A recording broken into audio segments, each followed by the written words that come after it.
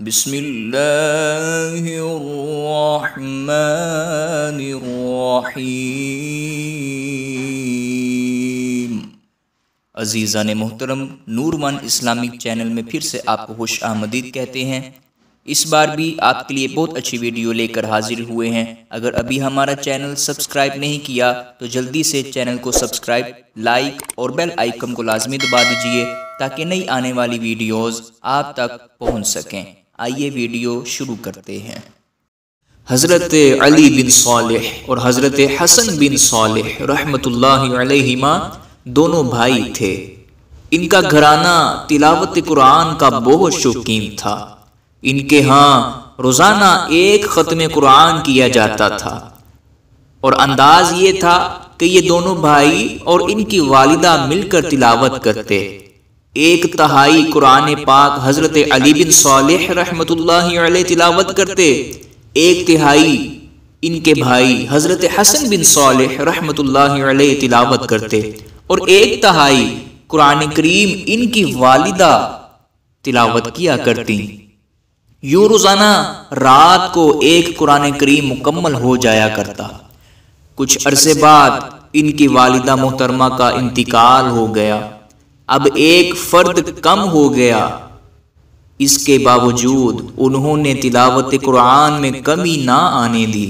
دونوں بھائیوں نے مل کر والدہ محترمہ کی کمی پوری کی، اور دونوں بھائیوں نے مل کر نصف قرآن کریم پڑھنے کا معمول بنا لیا۔ یوں روزانہ ختم قرآن کا سلسلہ جاری رہا۔ پھر کچھ عرصے بعد حضرت علی بن صالح رحمۃ اللہ علیہ کا بھی انتقال ہو گیا۔ اب حضرت حسن بن صالح رحمۃ اللہ علیہ اکیلے رہ گئے، مگر ان کے شوق تلاوت پر قربان انہوں نے تلاوت میں کمی نہ آنے دی۔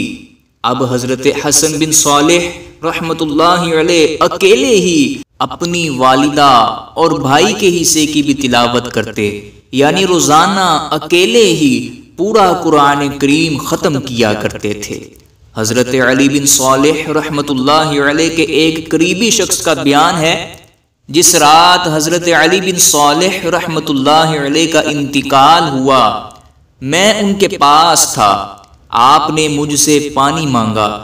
میں اس وقت نماز پڑھ رہا تھا، لہذا فوراً پانی پیش نہ کر سکا۔ نماز سے فارغ ہو کر میں جلدی سے پانی لے کر حاضر ہوا تو حضرت علی بن صالح رحمۃ اللہ علیہ نے فرمایا، میں نے ابھی پانی پی لیا ہے۔ مجھے بڑی حیرانی ہوئی کہ میرے سوا یہاں کوئی نہیں ہے، پھر پانی کس نے پیش کیا؟